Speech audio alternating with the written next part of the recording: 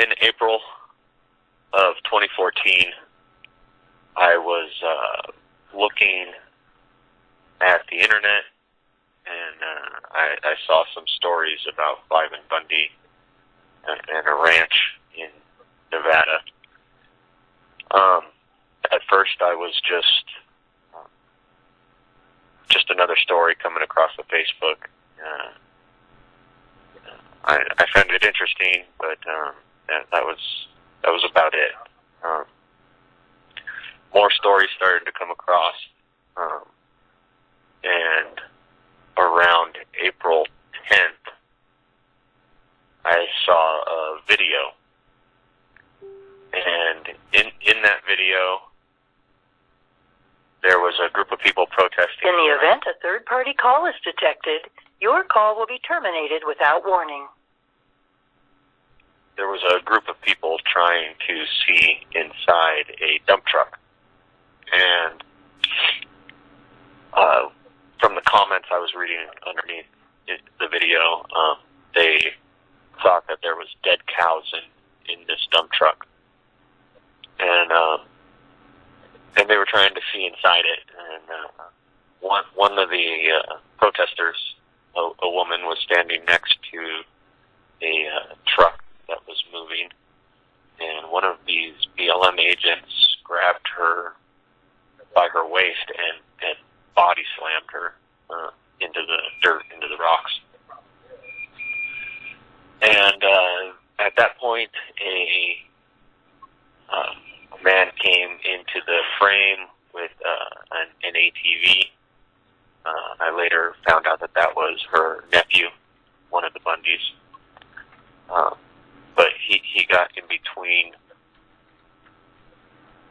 these agents and their dogs and these women, one of which was getting up off the ground, and they try to sick a dog on him, and you can see it plainly in the video. He sicks the dog on Ammon, and Ammon tries to keep the dog away from him by throwing his foot up. Whether he connected with the dog or not, I'm not sure. It's hard to tell in the video. At that point, they begin to tase him. They shoot him with a taser probably three or four times. It made me upset. I was very upset. The video continues, and they interview another one of her nephews in the street, and he's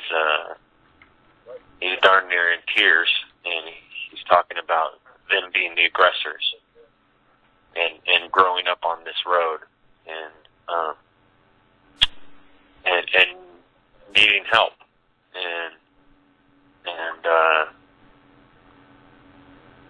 and I just thought to myself, what would I want if that was my family?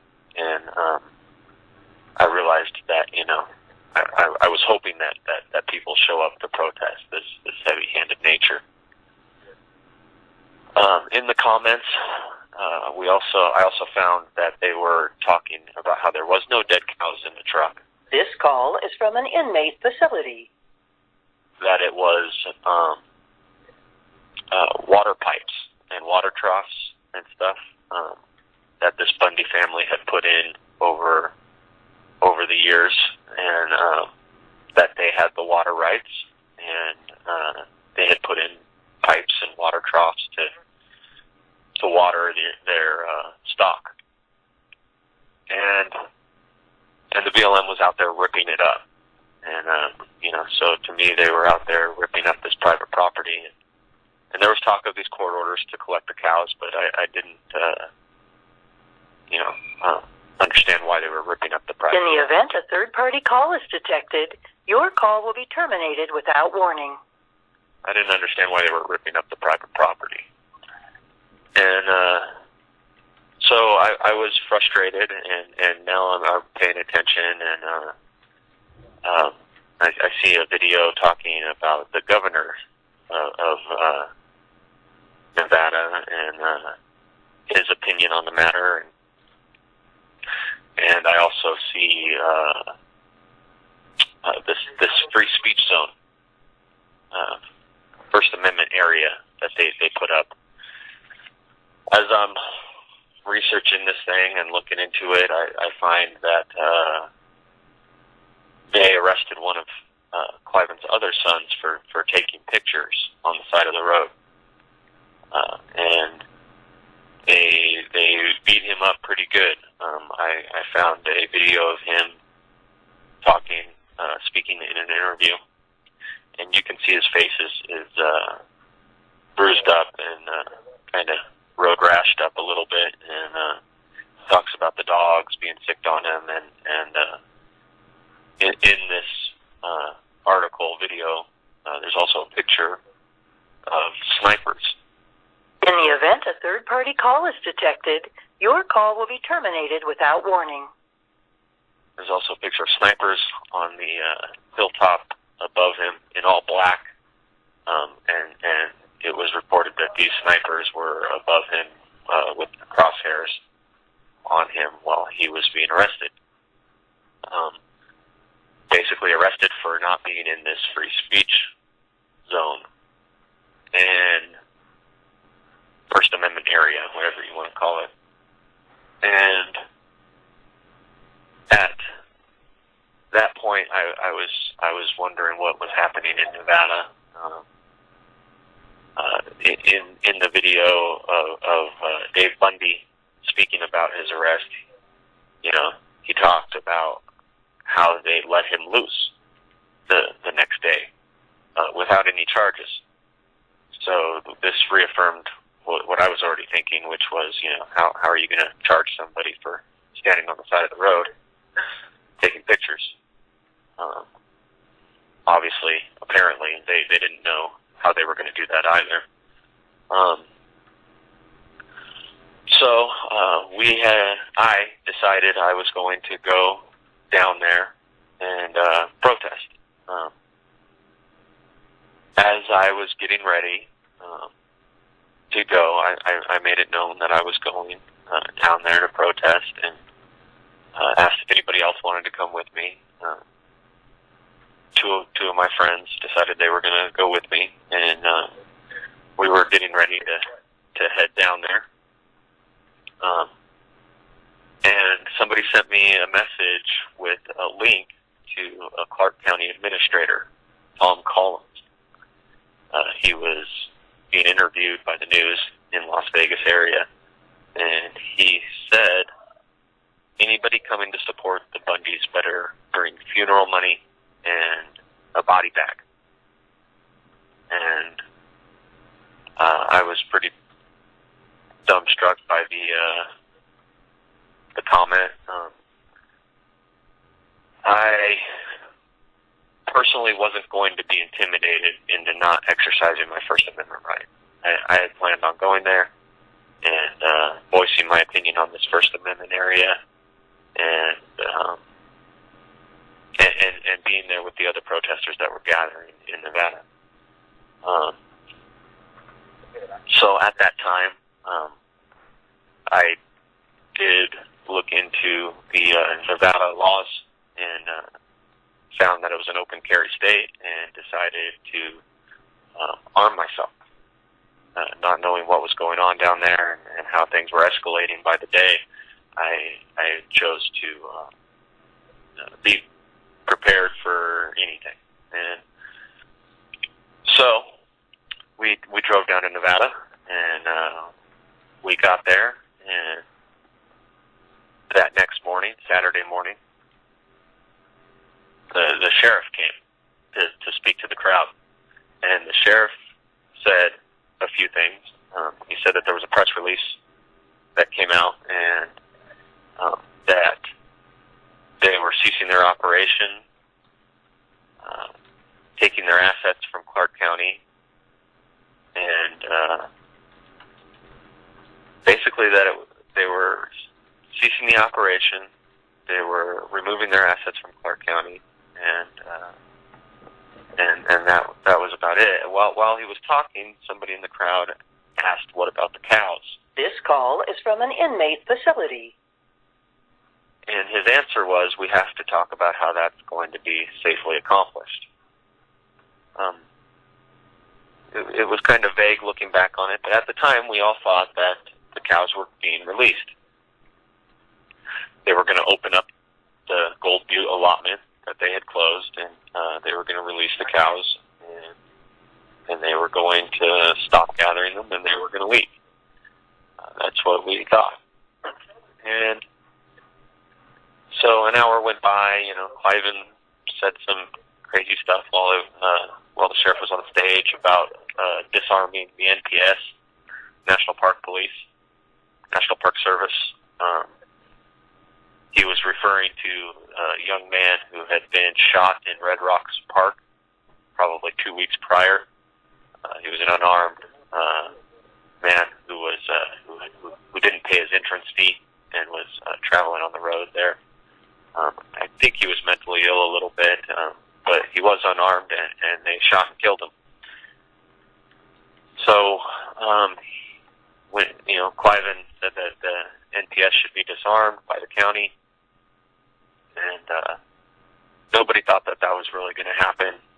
The sheriff disappeared for an hour and never came back to talk to Cliven. So we all assumed that the BLM was leaving, like we were told, and that they were giving the cows back. We all headed over to the impoundment site,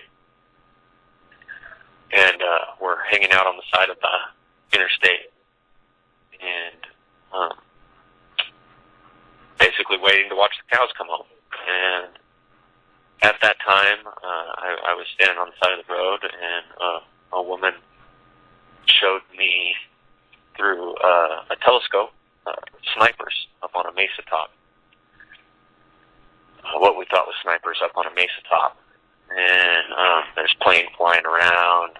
You can see there's somebody armed in this little Cessna as it's flying low and banking. See a man with a rifle in there. In the event a third-party call is detected, your call will be terminated without warning. There's helicopters flying around, and we kind of don't really know what's happening. But we hang out on the side of the road for a little bit, and eventually a woman comes running down the highway and says they're pointing weapons at the protesters in the wash and threatening to shoot them. At the time, I didn't even know there was anybody in the wash. I imagined from what she was saying that she was talking about the sniper up on the mesa. So we went walking down the highway, and as we walked, we ended up on a bridge. And that bridge overlooks the wash, and I look down, and there's a group of people in the wash below the northbound. And I look down the wash, and I see a gate and a group of men in combat gear and olive drab